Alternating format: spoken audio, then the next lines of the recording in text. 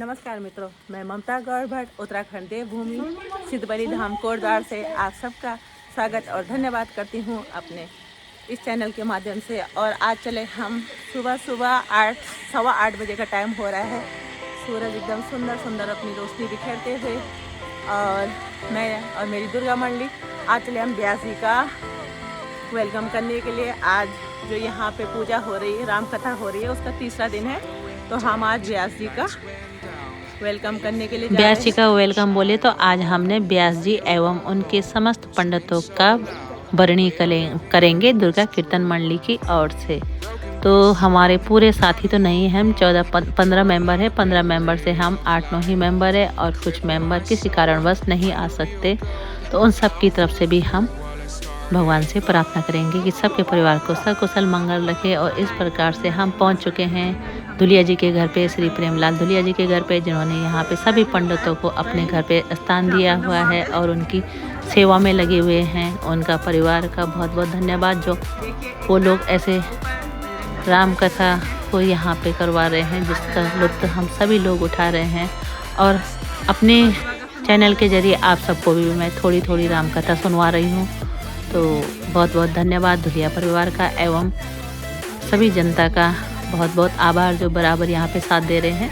तो इस प्रकार से हम पहुँच चुके हैं। देखिए यहाँ पे बहुत सुंदर सुंदर सुबह सुबह की धूप कहाँ मिलती है बैठने को। सुबह तो काम इतना होता है कि धूप के दर्शन करना तो दूर, जब तक बाहर निकलते हैं 11 बज जाते हैं। तो आज हमें सुबह सुबह सुंदर सुंदर धूप में फर्स्ट क्लास बैठने का मौका मिला। जब तक पंडित लोग बाहर आते हैं तो हम लोग चल दिए वरणी के लिए और सभी लोग चले पूजा स्थान पे, जहाँ वेद व्यास जी भगवान जी का रूप होते हैं, व्यास जी कहते हैं। तो भगवान जी का सुबह सुबह सभी लोग पूजा पाठ करेंगे और पूजा पाठ करने के बाद सभी की वरणी करेंगे। और आज के दिन पे दुर्गा कीर्तन मंडली लालपुर घराट से व्यास जी का बहुत बहुत धन्यवाद करते हैं। और उनका पूजा पाठ यहाँ पे शुरू हो चुका है। और यहाँ पे पंडित जी सभी को टीका लगाते हुए, हाथ पे धागा बांधते हुए सभी को इस प्रकार से मंत्रोच्चारण के साथ साथ, और व्यास जी गद्दी पे विराजमान हैं। तो इस तरह से हम अपने कल्चर को आगे बढ़ाते रहेंगे। तो सो गाइज, आप लोगों को मेरे ब्लॉग्स कैसे, मेरे वीडियोस कैसे लगते हैं, आप लोगों से विनम्र रिक्वेस्ट है आप लोग लाइक, सब्सक्राइब, शेयर एवं कमेंट्स ज़रूर कीजिए। और इसी के साथ साथ फिर पूजा को आगे जारी रखते हैं। मेरा यूट्यूब चैनल सर्च करने के लिए ममता गौड़ भट्ट। मिलते हैं फिर चौथे ब्लॉग में, क्योंकि मैं जा रही हूँ कल प्रयागराज। 20 तारीख को मैं कल प्रयागराज जा रही हूँ। तो प्रयागराज से आने के बाद ही फिर आपको मैं यहाँ के ब्लॉग्स और यहाँ की राम कथा बताऊँगी। आज की राम कथा सुनिए कि आपको कैसी लगी, और यहाँ पे बताइए मुझे कमेंट्स के द्वारा। और कल सुबह सुबह की मेरी तैयारी होगी प्रयागराज की। बहुत टाइम से सोच रहे थे जाना है पर लेकिन कभी लगता था जाए कभी न लगता जाए। तो देखते हैं, अब फाइनल हो ही गया है। कल सुबह हमने प्रयागराज जाना है, तो वहाँ जाके कोशिश करूँगी आपको वहाँ के बारे में थोड़ा बहुत बताने की, जितना भी हो सकता है। तो यहाँ पे पूजा पाठ चल रहा है, तो कल की एक्साइटमेंट भी है कि कल जाना है। तो कल जाने के बाद ही आप लोगों के लिए वहाँ की जो भी दिनचर्या होगी आप लोगों के लिए फटाफट ब्लॉग बना के डालती रहूँगी, शॉर्ट ब्लॉग भी बना के डालती रहूँगी। तो सो गाइज, इसी प्रकार से यहाँ पे पूजा पाठ संपन्न हुआ और व्यास जी को वरणी करी। और वरणी करने के बाद हम लोग फिर दिन में 2 बजे कीर्तन के लिए आएंगे। कीर्तन के बाद ही व्यास जी 3 बजे गद्दी पे बैठेंगे। तो इस प्रकार से हमारा आज का कार्यक्रम शाम को आरती संपन्न करने के बाद ही पूरा होगा। तो अभी हम लोग यहीं पे हैं। अपने स्थान पर परिक्रमा कर लेंगे। यानी गाने जवाबाने जन्मांतर कृतानि जातानि शर्माणि नश्यन्ति तेरे नाम। और यहाँ पे हम एक एक करके पहुँच चुके हैं। दिन में 3 बजे पंडित जी से आशीर्वाद लेते हुए सभी लोग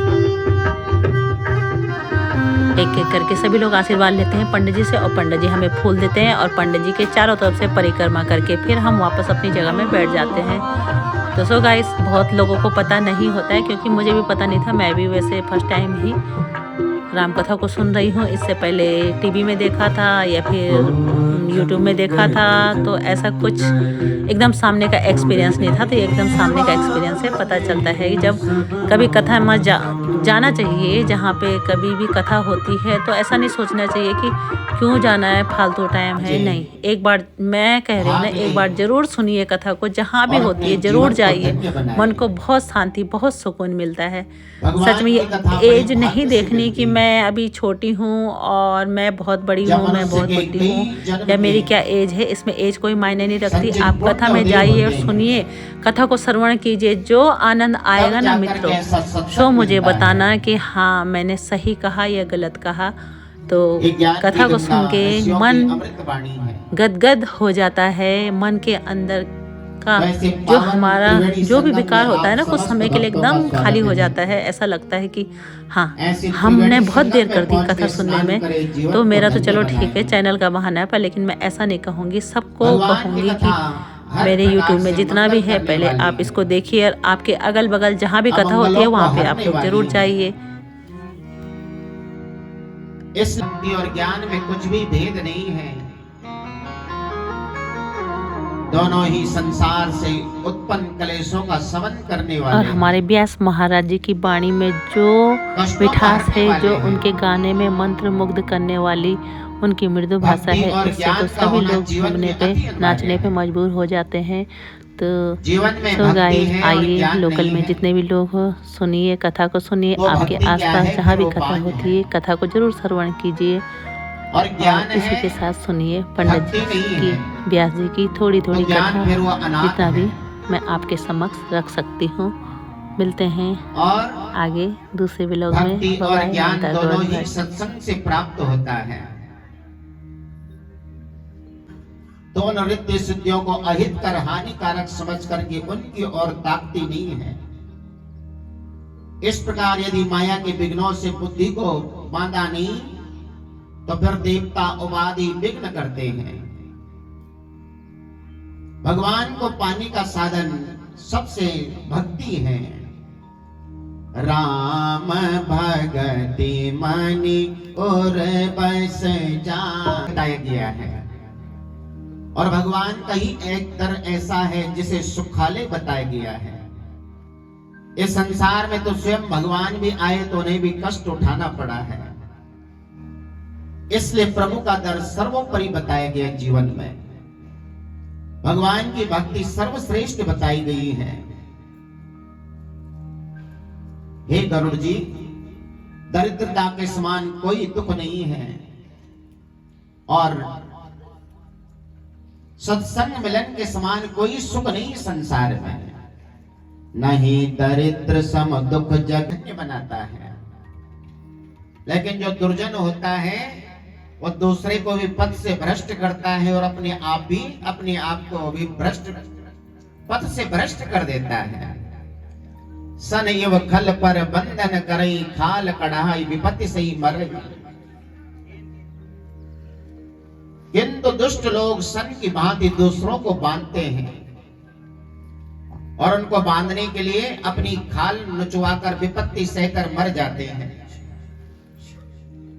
दुष्ट बिना किसी स्वार्थ की और चूहे के समान अकारण ही दूसरों का अपकार करता है, वो उपकार नहीं करता है। पर संपदा विनाश न साही, जिम ससिहत हिम उपल बिलाही।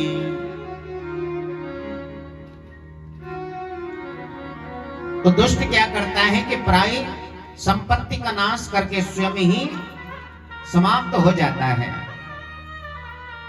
जैसे खेती का नाश करके ओले नष्ट हो जाते हैं। जब ओले पड़ते हैं तो खेती को तो नष्ट करते ही हैं, लेकिन अपने आप भी स्वयं नष्ट हो जाते हैं। इसलिए दुष्ट का संग जीवन में कष्टदायी है और भक्त का संग, सज्जन का संग जीवन में सुखदायी है। और सत्संग भी प्रभु कृपा से ही मिलता है। भगवान की भक्ति राग द्वेष को छोड़ करके करना चाहिए। भगवान की यह भक्ति संजीवनी बूटी है। श्रद्धा से पूर्ण बुद्धि ही अनुपान दवा के साथ लिया जाने वाला मधु है ये। मोहि पावा निर्मल मन जन सो मोहि पावा मोहि कपट छल क्षेत्र न भावा मोहि कपट छल क्षेत्र न भावा निर्मल मन जन सो मोहि पावा निर्मल मन जन सो मोहि पावा। भगवान को पाने का साधन है निर्मल मन। भगवान कहते मुझे कपट छल छिद्र नहीं भाता है, क्योंकि वो भगवान तो सर्वज्ञ है, घट घट वासी है। और जीवन में छल कपट से जो भगवान के दर पे आता तो प्रभु कृपा नहीं हो पाती है। फिर आदमी धर्म कर्म भी करता है तो फलीभूत करो तो श्रद्धा भाव से करना चाहिए। सौधन धन्य प्रथम गति जाकी धन्य पुण्य रत मति सोई पाकी। वह धन भी धन्य है जिसकी पहली गति दान है, धर्म है। धर्म में लगी हुई बुद्धि भी धन्य है। सत्संग होने वाला समय भी धन्य है। और भक्तों का संग भक्ति से ओतप्रोत मानव जन्म भी धन्य है। इस मानव जीवन की सार्थकता तभी है जब हम इसका सदुपयोग भी करते हैं। और धन की वैसी भी तीन ही गति है। दानम भोगो नास्त्रिस्त्रो गतयो भवन्ति वित्तस्य। धन की पहली गति दान है, दूसरी गति भोग है। न दान किया न भोग किया, अंत में उसका नाश हो जाता है। इसलिए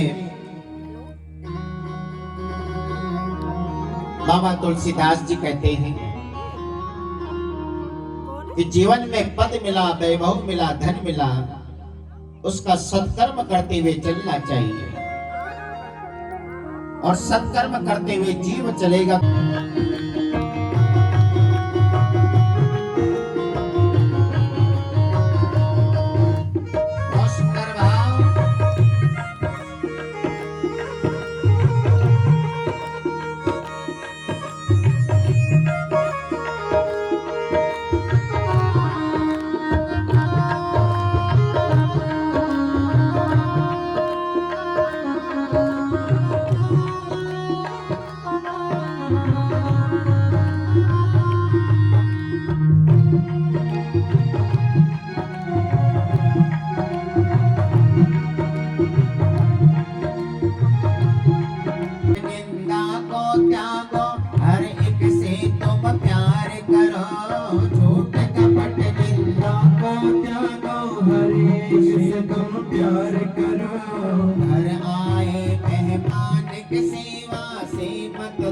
इनकार करो।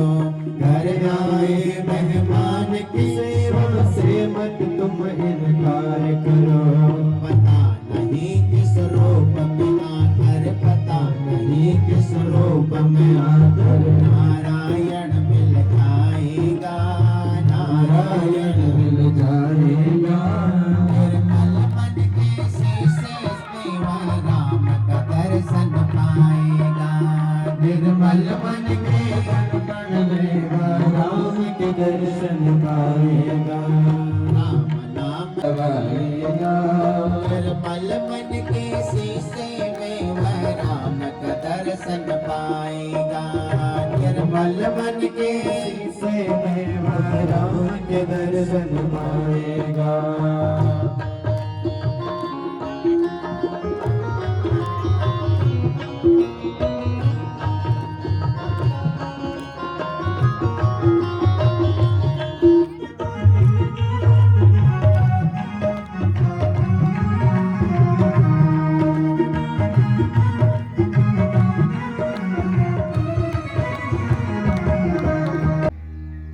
तो मैं भगवान राम के चरित्रों को सुनना चाहती हूँ।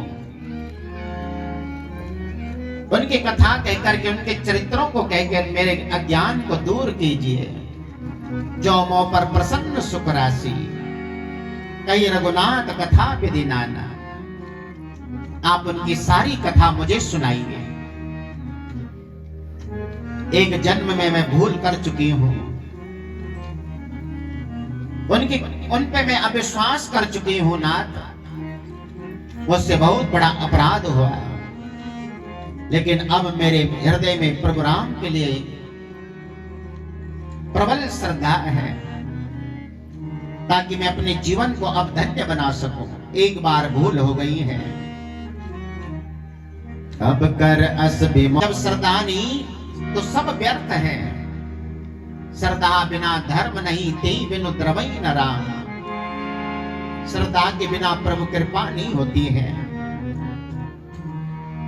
श्रद्धा पूर्वक आचरण में लाए हुए सब धर्म मनोवांछित फल देने वाले होते हैं, और श्रद्धा से सब कुछ मिल जाता है। श्रद्धा से ही भगवान प्रसन्न होते हैं।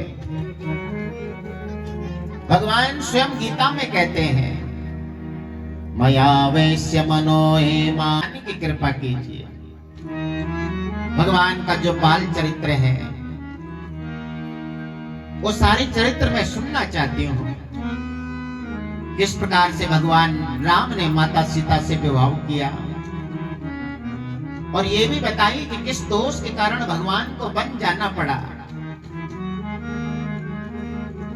और वन में रहकर के फिर उन्होंने किस प्रकार से दुष्टों का दमन किया। वनवासी कीने चरित्र अपारा, कहो नाथ जिमे रावण मारा। और किस कारण उन्होंने रावण को मारा है। ये मां पार्वती के 9 प्रश्न हैं, जो मैंने आपको चौपाई के माध्यम से श्रवण कराए हैं। तो इन्हीं 9 प्रश्नों में ये 9वां पारण चलता है। 9 दिवसीय कथा है, और वो भी कथा सुनाई है जब प्रभु रावण को मारा, फिर राम राज्य की स्थापना हुई। राज बैठ कीनी बहु लीला, सकल कहूं शंकर सुख लीला। आप सारी लीला मुझे सुनाइए प्रभु की। भगवान शंकर बड़े प्रसन्न हो गए। माता पार्वती के प्रश्नों को सुनकर के भगवान शंकर 2 घड़ी के लिए हृदय में प्रभु राम की छटा आ गई है, और प्रभु राम को बंधन करने लगे, बाल रूप का बंधन करने लगे हैं। मंगल भवन अमंगल हारी, द्रव समाना जिन हरि कथा, सुनहि नहीं गाना, श्रवण राम आहि भवन समाना। जिन हरि कथा सुनी नहीं गाना, श्रवण रंद्र आहि भवन समाना। जिन हरि कथा सुनहि नहीं गाना, श्रवण रंद्र आहि भवन समाना। स्नान की प्रधानता होती है,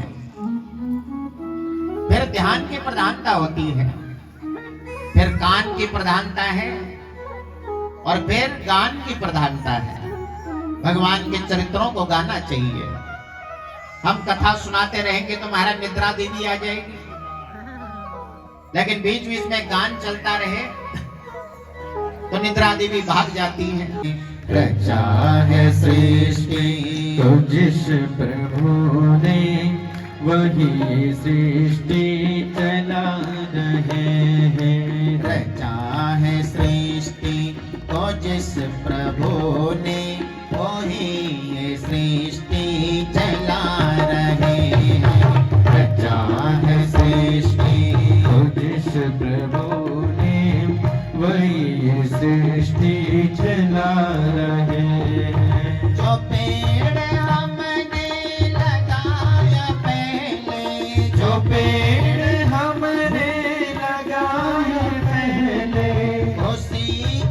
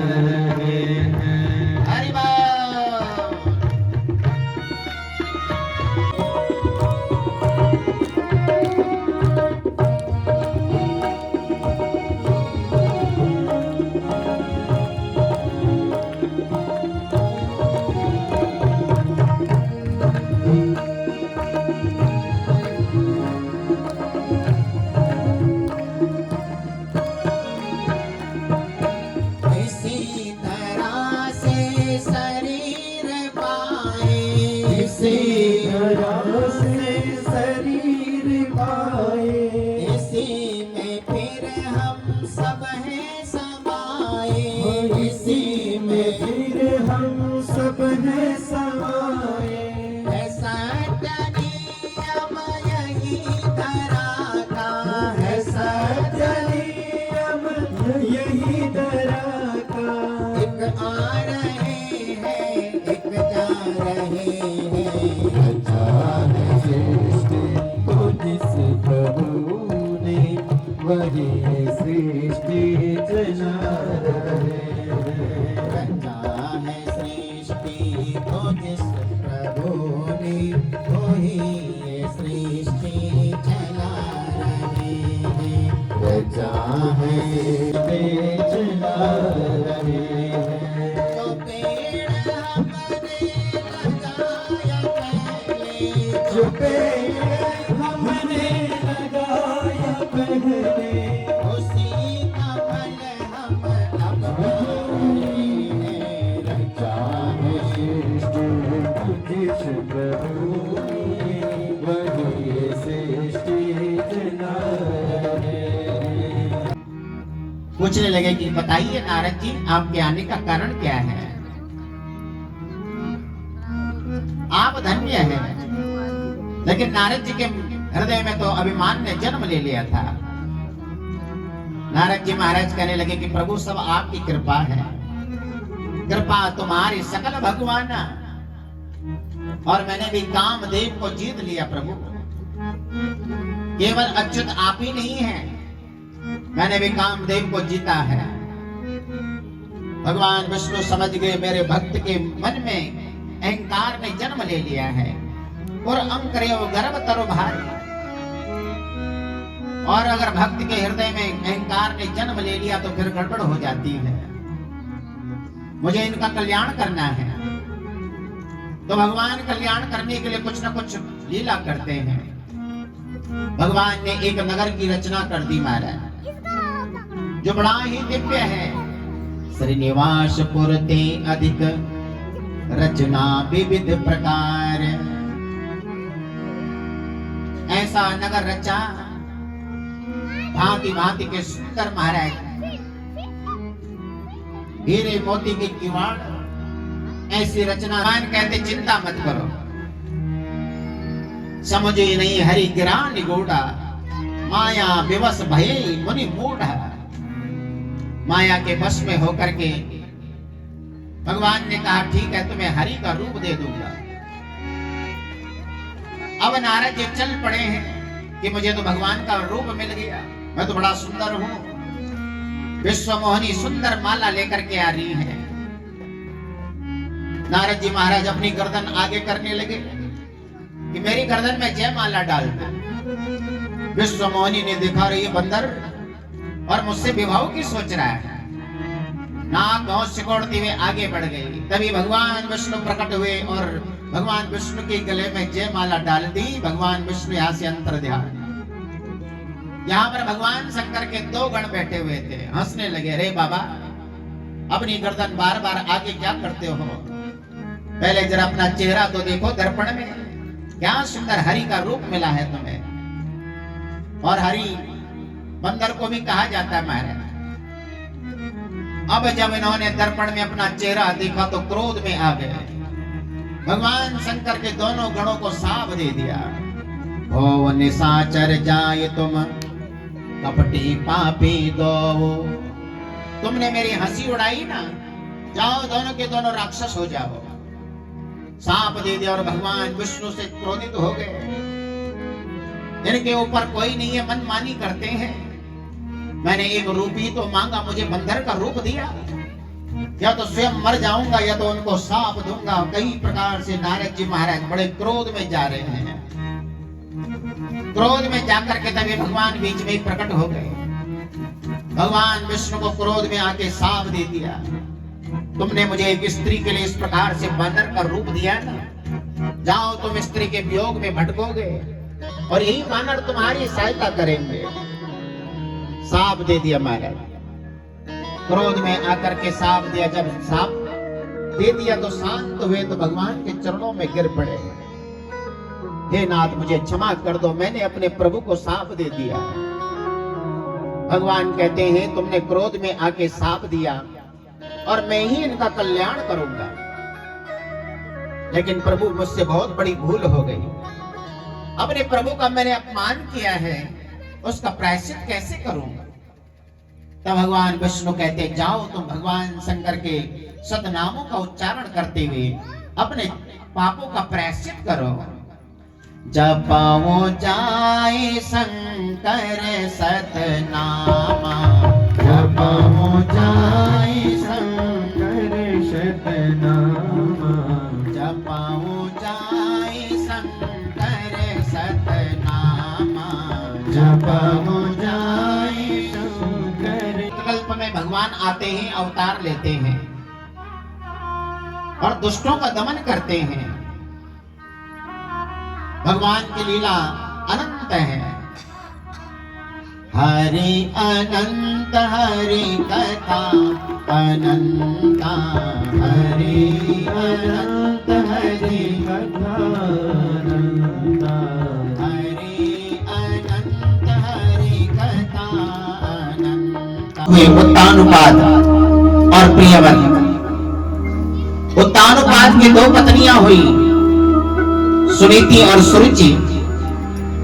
उत्तानुपाद कौन है? प्रत्येक जीव ही उत्तानुपाद है और प्रत्येक जीव की दो पत्नियां हैं, सुनीति और सुरुचि। सुनीति कौन है? सुमति। सुमति ही सुनीति है और सुनीति कौन है? ये शास्त्र है।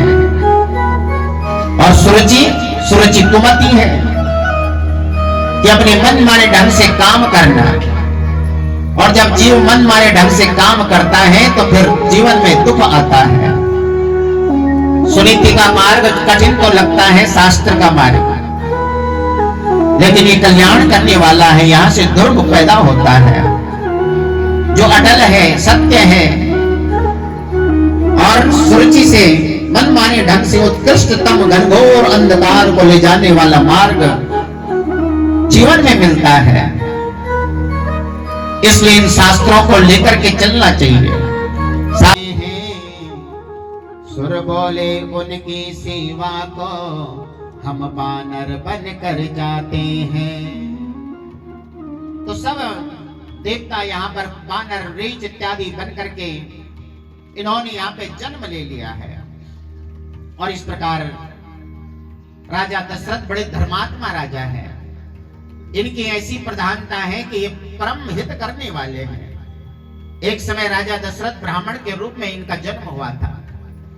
तो भगवान विष्णु के बहुत बड़े भक्त हुए।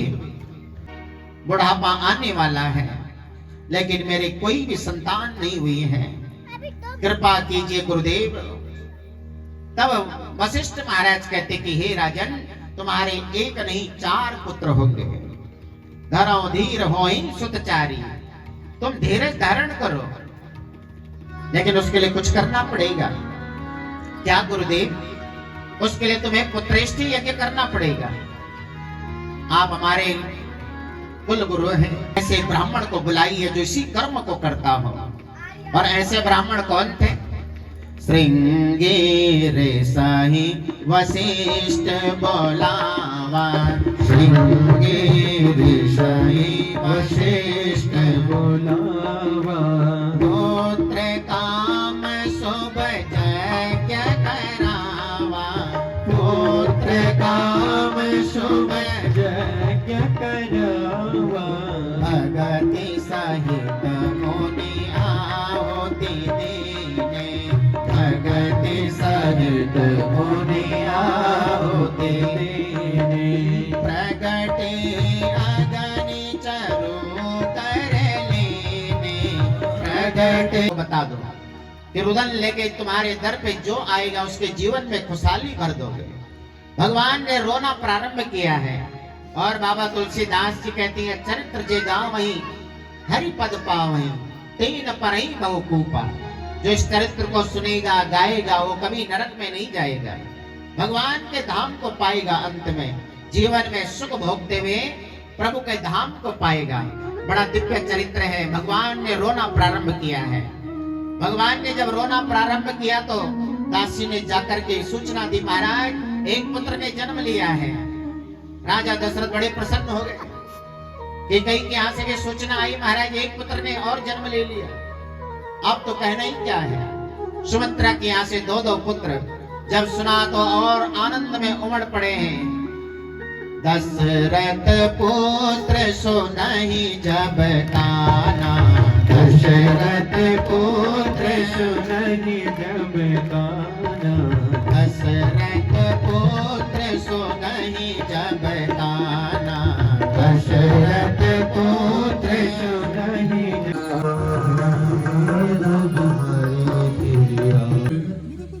दूसरा आकर के लाभ उठाएगा, इसलिए सावधान होने की आवश्यकता है। और आपस में लड़ते झगड़ते रहे तो फिर महाराज दूध थोक वाला फल फूल मिलेगा। इन चीजों का ध्यान रखना जरूरी है। समय रहते हुए से फिर पितरों को भी मिलता है। और ये कथा भी भगवान के मुख से निकली है, इसलिए इसे सुनने मात्र से पापों का शमन हो जाता है। श्रवणम पाप नाशनम, इसलिए इनकी महिमा गाई है। इसका मतलब ये नहीं कि हम ब्राह्मण हैं तो ब्राह्मणों की प्रशंसा कर रहे हैं, ये नहीं है। भगवान की सृष्टि है, चातुर्वर्ण्यम मया सृष्टम। भगवान के 4 पुत्र हैं, ब्राह्मण क्षत्रिय वैश्य हरिजन। लेकिन भगवान ने जिसकी बुद्धि जैसी थी उस हिसाब से उनको काम बांटा है। भगवान के दर पे कोई छुआछूत नहीं है। हमारा धर्म तो भगवान राम सबरी के यहाँ जाके बेर खाते हैं, विदुरानी की यहाँ दासी के यहाँ जाकर के साग भाजी खाते हैं। इसलिए हमारे शास्त्र में कहीं छुआछूत नहीं है। ये तो हमारे संविधान में है हमारे, लेकिन हमारे शास्त्र में कहीं नहीं है। भगवान के दर पे तो भक्त बन के आना चाहिए।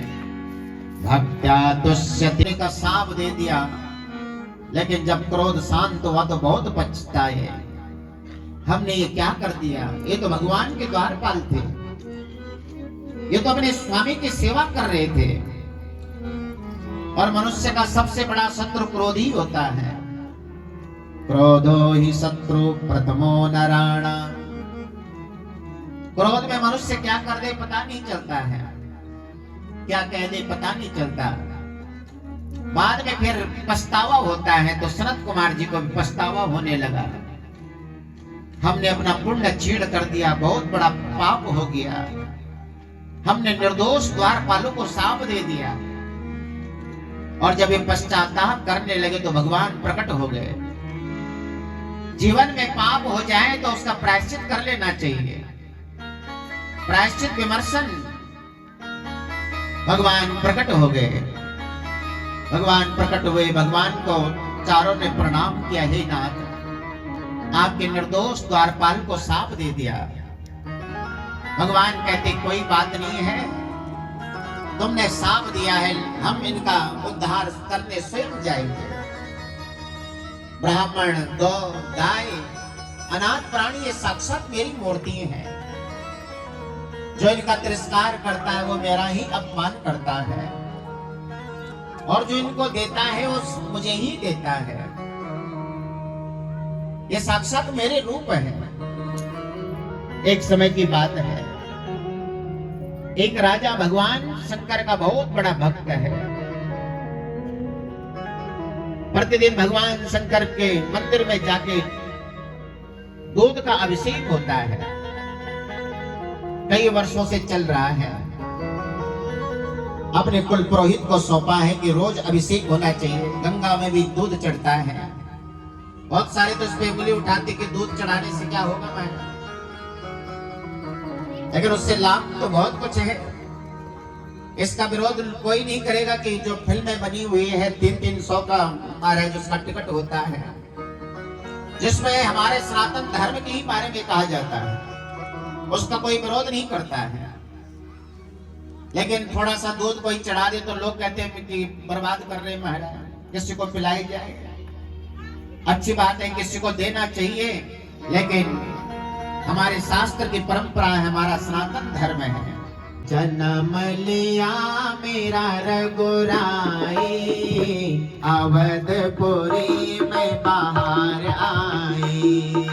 जन्म लिया मेरा रघुराई, अवधपुरी में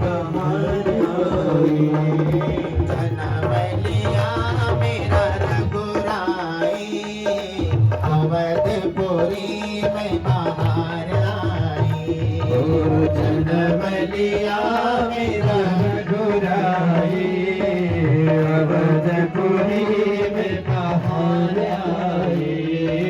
अरे वाह, भाव से ताली बजाते हुए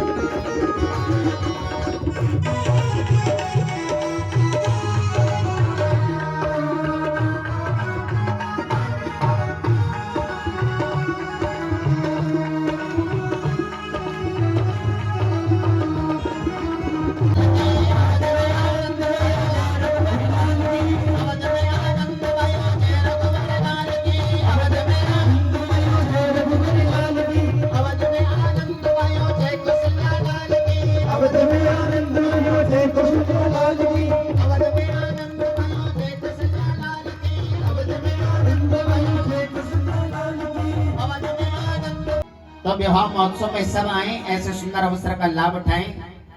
विवाह महोत्सव में जाते हो महाराज, अगर 100 रुपए न्योता लिखाया है तो उसका दुगना आता है, लेकिन भगवान के दर पे अगर 1 गुना अर्पण किया तो 1000 गुना आता है, क्योंकि आपके द्वारा इतना बड़ा यज्ञ संपन्न होना है।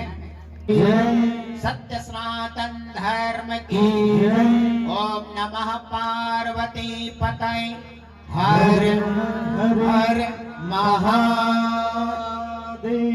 जय जय श्री राम, जय जय श्री राधेश। दुनिया सारी, दुनिया सारी, दुनिया सारी चरणों से निकला प्यारी, चरणों से निकली गंगा प्यारी, गंगन करती दुनिया सारी, दुनिया सारी, दुनिया सारी उन चरणों को मैं शीश झुकाऊं। राजराम तेरी आरती गाऊं, हे राजराम तेरी आरती गाऊं, हे राजराम तेरी आरती गाऊं, हे राजराम तेरी आरती गाऊं, हे राजराम तेरी आरती गाऊं। आरती गाऊं प्यारी तुमको मनाऊं, आरती गाऊं प्यारी तुमको मनाऊं, अवध बिहारी तेरी आरती गाऊं, अवध बिहारी तेरी आरती गाऊं, हे राजा राम तेरी आरती गाऊं,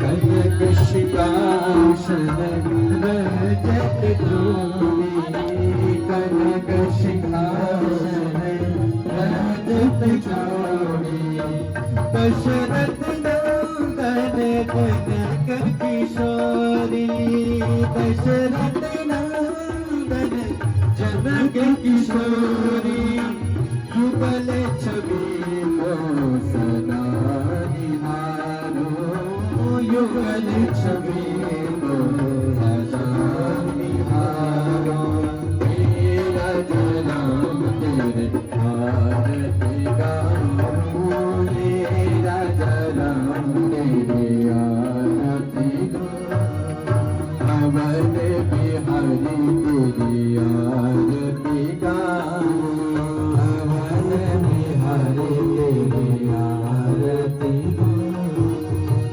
वाम भाग शो